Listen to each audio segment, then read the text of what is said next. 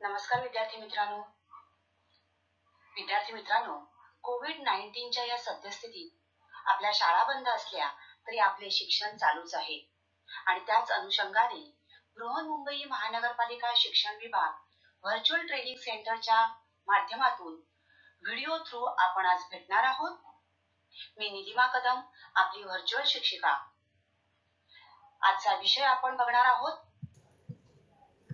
नमस्कार विद्यार्थी मित्रांनो, कोविड-19च्या या सद्यस्थितीत आपल्या शाळा बंद असल्या तरी आपले शिक्षण चालूच आहे आणि त्याच अनुषंगाने बृहन्मुंबई महानगरपालिका शिक्षण विभाग व्हर्च्युअल ट्रेनिंग सेंटरच्या माध्यमातून व्हिडिओ थ्रू आपण आज भेटणार आहोत. मी निलिमा कदम, आपली व्हर्च्युअल शिक्षिका. आजचा विषय आपण बघणार आहोत.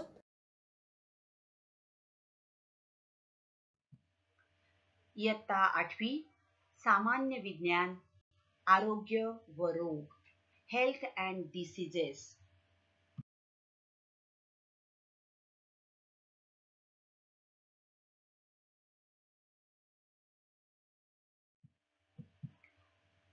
मागच्या भागामध्ये आपण बघितलेलं की आरोग्य म्हणजे काय, तर शारीरिक, मानसिक आणि सामाजिकरित्या पूर्णतः सुदृढ असण्याची स्थिती म्हणजेच आरोग्य होय. आणि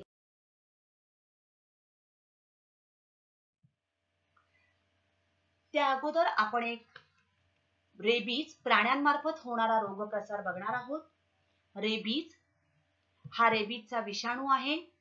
आता या रोगप्रसाराची कारणं म्हणजे प्रामुख्याने कुत्रा, मांजर, माकड किंवा ससा चावल्याने हा रोग होऊ शकतो. याची प्रमुख लक्षणं आहेत: ताप येतो, तीव्र डोकेदुखी, घशाचे स्नायू ताठरतात, पातळ पदार्थ, पाणी पिणे सुद्धा आपल्याला शक्य होत नाही. हा एक अतिशय प्राणघातक असा रोग आहे. या रोग्याला पाण्याची खूप भीती वाटते आणि रोगी कधी-कधी खूप बेभान होतो. कुत्रा चावल्यानंतर या आजाराची लक्षणे साधारणतः 3 महिन्यानंतर म्हणजे 90 ते 175 दिवसामध्ये दिसू लागतात.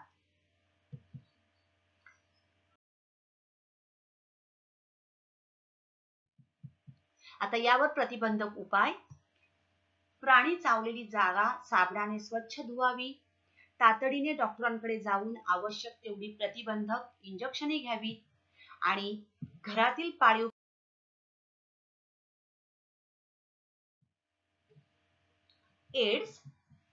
एड्स म्हणजेच ॲक्वायर्ड इम्युनोडेफिशियन्सी सिंड्रोम. तुम्हाला या नावामध्येच लक्षात आलं असेल, ॲक्वायर्ड इम्युनोडेफिशियन्सी सिंड्रोम म्हणजेच या एड्सचा हा विषाणू आहे. ह्यूमन इम्युनोडेफिशियन्सी व्हायरस हा या विषाणूचं नाव आहे आणि त्यामुळे हा रोग मानवाला होतो. या रोगाच्या झालेल्या रोगग्रस्त व्यक्तीला आपली रोगप्रतिकारक शक्ती तो माणूस गमावून बसतो. काही वेळेला दूषित रक्त बदलामुळे सुद्धा या रोगाची लागण होऊ शकते. आता आपण जे बघितलेले रोग होते हे होते इन्फेक्शियस डिसीजेस किंवा infections through animals. Malaria, rabies, dengue. These are infections through animals. Now non-infectious diseases म्हणजेच जे रोग संसर्गातून किंवा संक्रमणातून पसरत नाहीत अशा रोगांना असंसर्गजन्य रोग किंवा असंक्रामक रोग असे म्हणतात. Diseases which do not occur through infections and body contacts are called as non-infectious diseases. For example, cancer, diabetes, heart diseases, etc.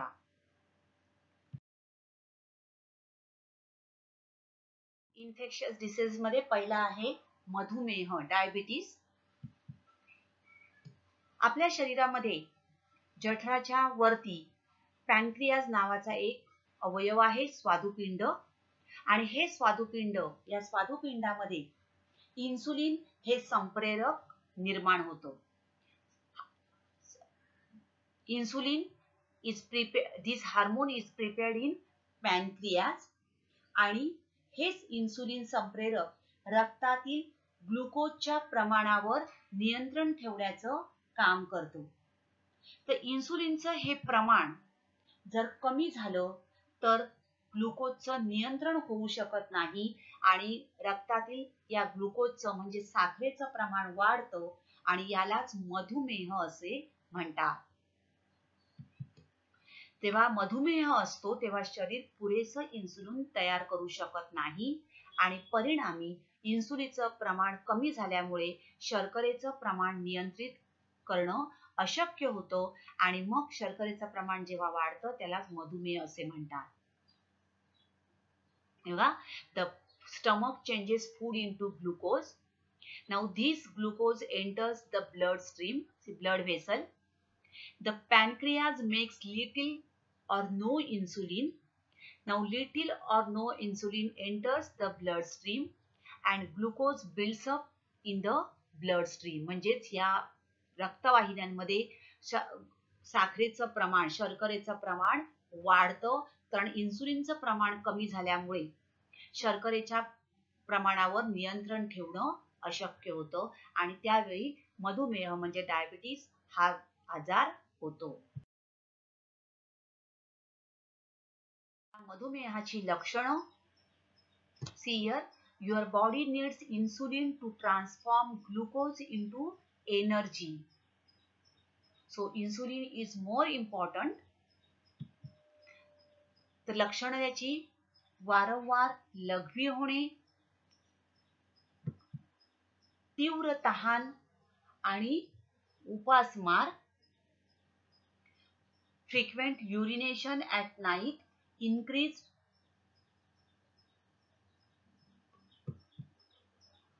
obesity, वजन वाढणे किंवा असामान्य वजन कमी होणे, weight loss आणि fatigue. More important is fatigue, थकवा जाणवतो. Home remedies for diabetes.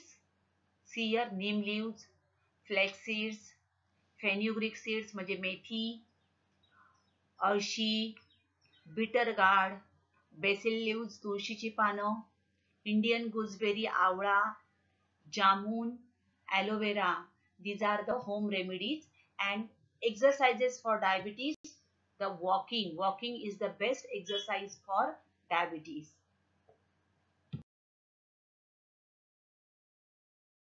Heart diseases, हृदयविकार. आता या ठिकाणी तुम्हाला दिसते हृदय जर कार्यक्षम असेल तर हृदयाचे जे स्नायू आहेत या स्नायूंना रक्ताचा व पर्यायाने रक्तातून ऑक्सिजन व इतर जे पोषक द्रव्ये पुरवली जातात त्यांचा पुरवठा जर या हृदयाला कमी पडला तर हृदयाची कार्यक्षमता कमी होते आणि त्यामुळे हृदयाला जास्त कार्य करावं लागतं. अशा वेळी हृदयावर जर ताण आला तर हार्ट अटॅक येऊ शकतो. तर महत्वाचं हृदयाचं कार्य म्हणजे रक्ताचं जे आपल्या शरीरामध्ये रक्तामार्फत ऑक्सिजन तसंच इतर पोषक द्रव्ये शरीराच्या विविध भागांना पोहोचवण्याचं काम हे रक्तामार्फत केलं जातं आणि हे जर यामध्ये जर काही कमतरता निर्माण झाली तर हृदयाची कार्यक्षमतेवर त्याचा परिणाम होतो आणि मग हृदयाला जास्त कार्य करावं लागतं. साठी या हृदयविकाराची लक्षणं कोणकोणती आहेत? छातीत असह्य वेदना होणे किंवा दुखणे, मळमळ वाटणे, छातीतील वेदनांमुळे कधी कधी खांदे, मान, हात सुद्धा दुखतात, खूप घाम येतो, चक्कर येणे, थकवा आणि मी सांगितल्याप्रमाणे हात दुखणे हे सुद्धा हृदयविकाराचं एक लक्षण आहे. हृदयविकार होण्याची कारणं काय आहेत? कशामुळे हृदयविकार? एकतर रक्तवाहिन्यांमध्ये उच्च कोलेस्ट्रॉलचे स्तर जर वाढले तर रक्तदाब वाढू शकतो आणि अशा वेळेला हृदयावर ताण येऊ शकतो. मधुमेह म्हणजेच डायबिटीस यामुळे सुद्धा हृदयविकाराचा धोका वाढतो. मोठ्या प्रमाणातील चरबीयुक्त आहार जर आपल्या शरीरात असेल तर हृदयविकाराची शक्यता जास्त असते. आणि अनुवंशिकता, हेरिडिटरी, उच्च रक्तदाब हृदयावर अनावश्यक ताण घालू शकतो. लठ्ठपणा, ओबेसिटी असेल तर जास्त वजनाने सुद्धा हृदयावर दबाव येऊ शकतो. धूम्रपान, मद्यपान यामुळे सुद्धा हृदयविकार होऊ शकतो. आणि कामाचं टेन्शन, कार्यताण.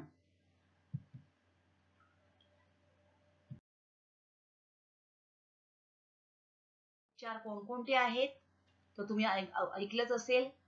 अँजिओप्लास्टी केली जाते, bypass surgery, open heart surgery, heart transplantation, stent installation आणि काही वेळेला पेस मेकर बसविले जातात. तर हे उपचार हृदयविकारासाठी केले जातात.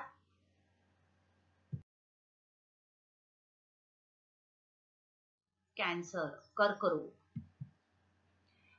पेशींच्या अनियंत्रित व अपसामान्य वाढीस कर्करोग असे म्हणतात. कर्करोगाच्या पेशी समूहाला किंवा गाठीला दुर्दम्य अर्बुद असे म्हटले जाते. आता हा कर्करोग फुफ्फुस, तोंड, जीभ, जठर, स्तन, गर्भाशय, त्वचा, रक्त यांच्या कोणत्याही उतीत होऊ शकतो. तुम्हाला माहिती आहे की पेशी हे मूलभूत घटक आहे सजीवांच्या शरीराचा आणि या पेशींचा जेव्हा समूह तयार होतो, पेशींचा समूह जो आहे तोच ऊती आणि ह्यांची जेव्हा अनावश्यक वाढ होते त्यावेळेला कॅन्सर होण्याची कारणं सगळ्यात पहिलं म्हणजे हेरिडिटी, अनुवंशिकता. त्यानंतर अति धूम्रपान, मद्यपान करणं, तंबाखू, गुटखा खाणं यामुळे कर्करोग होऊ शकतो. आहारात फळे, पालेभाज्यांचा समावेश नसेल तर आपल्याला फायबर्स मिळू शकत नाहीत आणि त्यामुळे सुद्धा या चोथायुक्त अन्नपदार्थांचा समावेश नसल्यामुळे सुद्धा कर्करोग होऊ शकतो.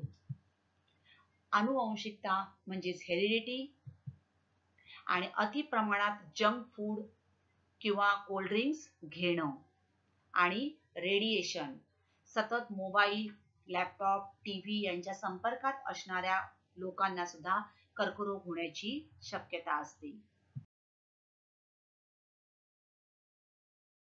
आता याची सामान्य लक्षणं: दीर्घकालीन खोकला, आवाज घोगरा होणे किंवा गिळताना त्रास होणे, उपचार करूनही बरा न होणारा व्रण किंवा सूज, शरीरामध्ये निर्माण होणाऱ्या गाठी आणि कमी होणारं वजन, अकारण वजन घटणे.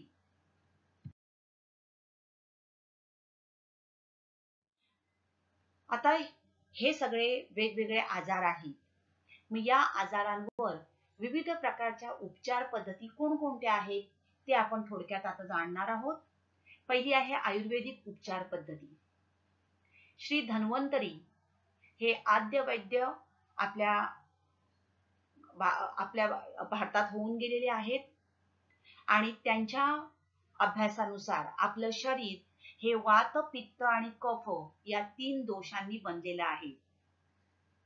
एक किंवा अधिक त्रिदोष शिल्लक असताना शरीरात रोग होतो आणि म्हणूनच आयुर्वेदिक औषधे रोगाचे मूळ कारण असलेल्या त्रिदोषातील संप्रेरकांवर काम करतात आणि असंतुलन दुरुस्त करून होलिस्टिक पद्धतीने रोग बरे केले जातात. पद्धती शरीरामध्ये 5 मूलभूत घटक जे हवा, पाणी, अग्नी, पृथ्वी आणि आकाश यांचा समावेश आहे आणि या कारणांमुळे शरीरामध्ये जो असमतोल निर्माण होतो त्यातून रोग होतात असे ही पद्धती मानते. आणि म्हणूनच आयुर्वेदामध्ये व्यायाम, योग आणि ध्यान यावर जास्त लक्ष दिलं जातं. कारण आपल्या मूलभूत घटकांवर त्या ठिकाणी काम केलं जातं. व्यायाम, योग, ध्यान.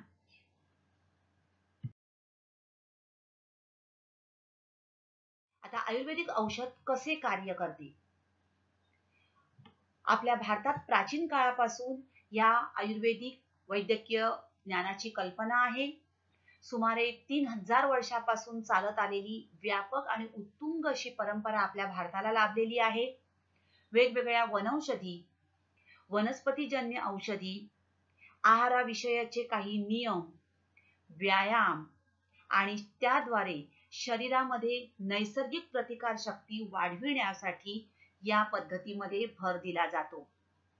प्रामुख्याने वनस्पती आणि त्यांचे वेगवेगळे भाग, कंदमुळे यांच्यापासून तयार झालेली औषधं ही आयुर्वेदामध्ये वापरली जातात. So Ayurveda is known as a gift of nature to humanity. उपचार, नॅचरोपॅथी. तर निसर्गोपचार ही सुद्धा एक नैसर्गिक उपचार पद्धती आहे जी शरीराची आणि मनाच्या स्वास्थ्य आणि रोगासंबंधी काळजी घेतली जाते. आपल्याला आपल्या संपूर्ण शरीराची काळजी या निसर्गोपचाराच्या माध्यमातून घेता येऊ शकतो. या आजार पद्धतीमध्ये जुन्यातला जुना आजार बरा केला जातो असं या निसर्गोपचार पद्धतीचं म्हणणं आहे. आणि या पद्धतीत आजाराच्या लक्षणापेक्षा सरळ आजाराचा शोध घेतला जाऊन त्यावर उपचार केला जातो.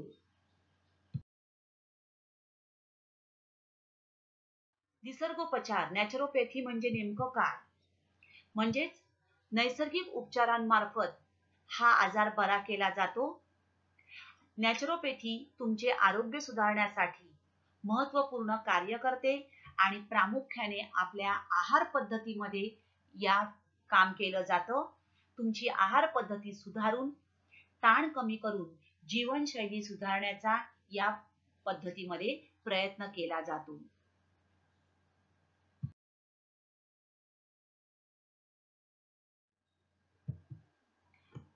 आता यामध्ये वापरण्यात येणारी औषधं कोणकोणती आहेत? प्रामुख्याने आपल्या आहाराच्या, मी सांगितल्याप्रमाणे आहाराच्या पद्धती, झोपण्याची वेळ, आरोग्याबाबतचे प्रश्न याबाबतच्या लक्षणांची चर्चा करून त्यानंतर औषधं दिली जातात. प्रामुख्याने आपला आहार जो आहे त्याच्याशी निगडित औषधं असतात. त्या आहारामध्ये सुधारणा केली जाते आणि आहारातील समतोल आहारातील समतोल जो आहे तो कसा येईल आणि आहारातील असमतोल दूर करण्याचा यामध्ये प्रयत्न केला जातो.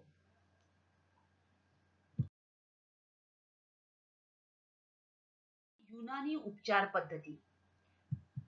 आता युनानी चिकित्सेची उत्पत्ती ही ग्रीक चिकित्सक हिपोक्रेट्स आणि गॅलनच्या शिकवणीमध्ये आढळते. मुस्लिम विद्वान चिकित्सक अविसेना यांनी सर्वात प्रमुखपणे अरबी लोकांद्वारे पद्धतशीरपणे या पद्धतीचा उपयोग करून ही पद्धती विकसित केली.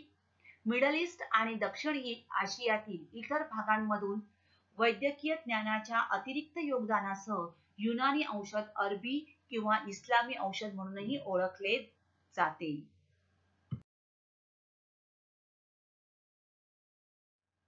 आता या उपचार पद्धतीमध्ये सुद्धा नैसर्गिक पदार्थांपासूनच औषधं बनवली जातात.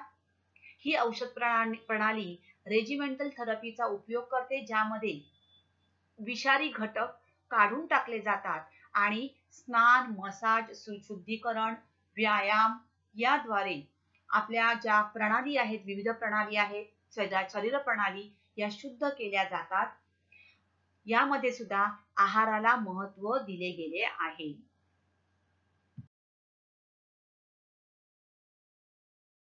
Homeopathy. Homeopathy is safe, gentle and it works. अगदी कोविड साठी सुद्धा तुम्ही आता बघितलं असेल तर या होमिओपॅथी औषधांचा उपयोग केला गेला आहे. ॲलोपॅथीला पर्याय असणारी ही औषधोपचार पद्धती असून तिची सुरुवात 1790 साली डॉक्टर सॅम्युएल हॅनेमान या जर्मन वैद्याने केली.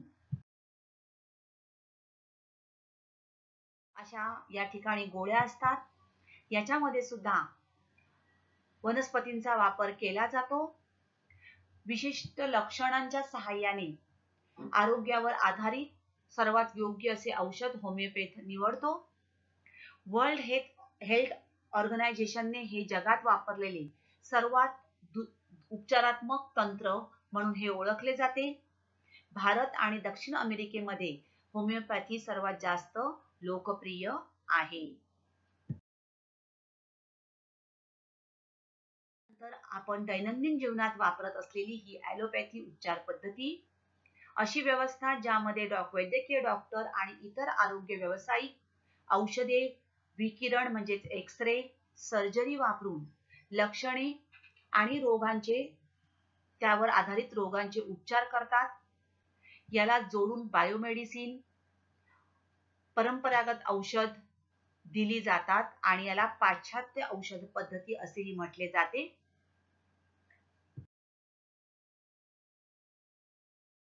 जेनेरिक औषधे. आता जेनेरिक औषधे म्हणजे काय? तर जेनेरिक औषधे यांना सामान्य औषध असंही म्हटलं जातं. या औषधांची निर्मिती आणि वितरण हे कोणत्याही पेटंट शिवाय केलं जातं.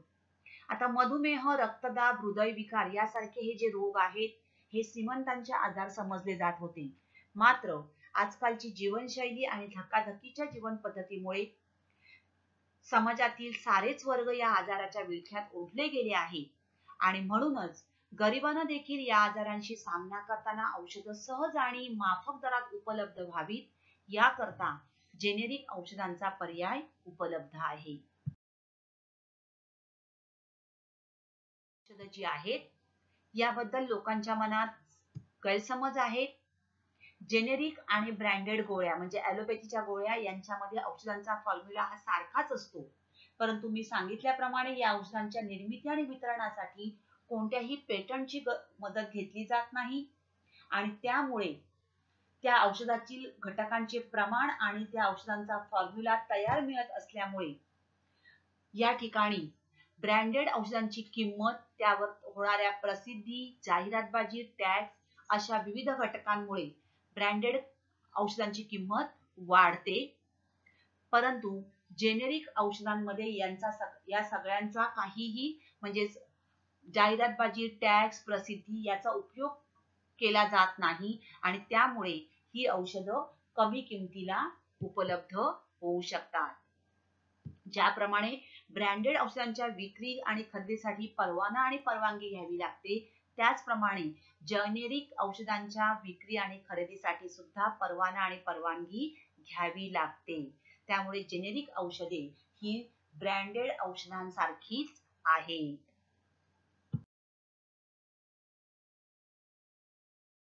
या सर्व औषधांचे दुष्परिणाम होतातच. बद्धकोष्ठता, अतिसार, चक्कर, डोकेदुखी, निद्रानाश, त्वचेवर पुरळ हे औषधांचे दुष्परिणाम आपल्या शरीरावर होतच असतात. औषधांची आपल्याला गरजच पडू नये यासाठी आपली जीवनशैली बदलण्याची नितांत आवश्यकता आहे. तर जीवनशैली म्हणजे काय? तर आपला आहार विहार आणि यामध्ये रोजच्या दिनचर्येचा आणि आहाराचा समावेश होतो. मात्र आजकाल उशिरा उठणे, उशिरा झोपणे, रात्रीपर्यंत जागणे, आहाराच्या वेळा बदलणे, व्यायाम किंवा कष्टाची कामे यांचा अभाव असणे, जंक फूड मोठ्या प्रमाणावर खाणे अशा गोष्टींचे प्रमाण वाढले आहे आणि त्यामुळेच आजारी पडण्याचे प्रमाण सुद्धा वाढले आहे. त्याचबरोबर ओबेसिटी हा एक मोठा आजकाल आजार जणू झालेला आहे. आजारी पडण्याचे प्रमाण जर कमी करायचे असेल तर योग्य जीवनशैली अंगीकारणे अत्यंत आवश्यक आहे आणि यामध्ये सर्वात महत्त्वाचं म्हणजे योग्य झोप, प्लेंटी ऑफ स्लीप, योग्य आहार, healthy food, eat healthy food आणि योगासने, प्राणायाम आणि व्यायाम करणे, exercise. This is most important, अतिशय आवश्यक आहे. तर जीवनशैली म्हणजे जगण्याची पद्धत, आहार विहार आणि यामध्ये रोजच्या दिनचर्येचा आणि आहाराचा समावेश होतो. परिपूर्ण जीवनशैलीसाठी आपलं स्वास्थ्य नीट राहायला पाहिजे आणि त्यासाठी आपलं श्वसन म्हणजेच प्राणायाम, यामुळे आपलं शरीर आणि मन याचं स्वास्थ्य सुरक्षित राहू शकतं, योग्य राहू शकतं आणि आपला दृष्टिकोन बदलतो. त्यामुळे आपल्याला मिळणारी जी आत्मिक ऊर्जा आहे तिचं सुद्धा बळ वाढतं. तर बदलत्या जीवनमानानुसार आपला आहार बदलला आहे आणि त्यामुळे या सुखवस्तू जीवन, विविध व्यसने, व्यायामाचा अभाव यामुळे आजारांचं प्रमाण सुद्धा वाढलेलं आहे आणि त्यासाठी आपल्याला योग्य आहाराची गरज आहे. वैयक्तिक आरोग्याची काळजी घेण्याचा एक महत्त्वाचा उपाय म्हणजे आरोग्यपूर्ण आहार होय. या निरोगी आहारात वनस्पतीवर आधारित किंवा पशु आधारित विविध पदार्थांचे प्रकार असतात, जे आपल्या शरीराला पोषकत्व प्रदान करतात आणि या पोषक पदार्थांपासून आपल्याला ऊर्जा मिळते आणि आपलं शरीर योग्य प्रकारे कार्य करू शकतं. त्याचबरोबर आपली हाडे, स्नायू मजबूत करणे, शरीर प्रक्रियांचे नियंत्रण करणे यात सुद्धा या पोषक आहाराची मदत होते. त्यानंतर अत्यंत महत्त्वाचं म्हणजे आरोग्य राखण्यासाठी झोप एक अत्यावश्यक घटक आहे. त्याचबरोबर तुमच्या वयाच्या मुलांमध्ये वाढ आणि विकासासाठी देखील झोप आवश्यक आहे आणि ही झोप व्यवस्थित असेल तरच आपण दुसऱ्या दिवशी ताजेतवाने फ्रेश राहू शकतो, काम करण्याला उत्साह आपल्याला येऊ शकतो. त्याचबरोबर प्राणायाम, योगासने यांची सुद्धा तितकीच आवश्यकता आहे.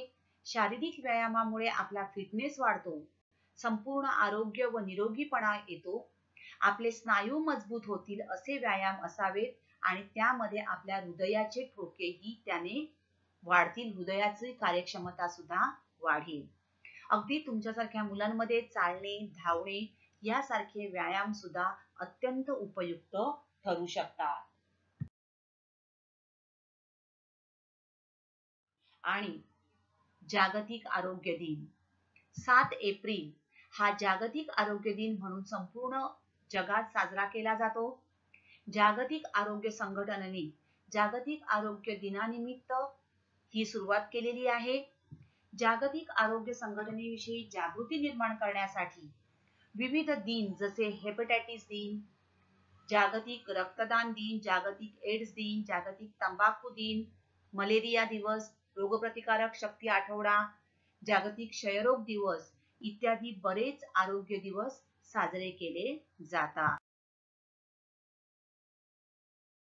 घेऊया बघा, जागतिक टीबी म्हणजे क्षय दिन 24 March, world health day 7 April, जागतिक लसीकरण आठवडा एप्रिलचा शेवटचा आठवडा. बघा, आजार होऊ नये, आजार कोणकोणते त्यावर उपचार काय हे आपण बघितलं, परंतु आजार होऊ नये म्हणून लसीकरण करून घेणे हेही तितकेच महत्त्वाचे आहे. आणि हे लसीकरण कशा प्रकारे केलं जातं आपण या अगोदरही शिकलेलो आहोत. याबाबत तुम्ही तुमच्या जवळच्या आरोग्य केंद्रातून जरूर माहिती मिळवा. तर एप्रिलचा शेवटचा आठवडा हा जागतिक लसीकरण आठवडा म्हणून साजरा केला जातो.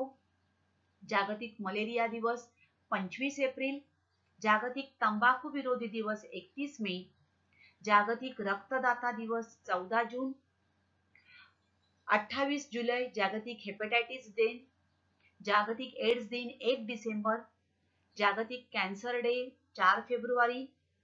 मानसिक आरोग्य दिन 10 ऑक्टोबर. कारण आपलं आरोग्य जर व्यवस्थित असेल, नुसतं शारीरिक आरोग्य नाही तर त्याबरोबर मानसिक आरोग्य चांगलं असणं हे सुद्धा अत्यंत आवश्यक आहे.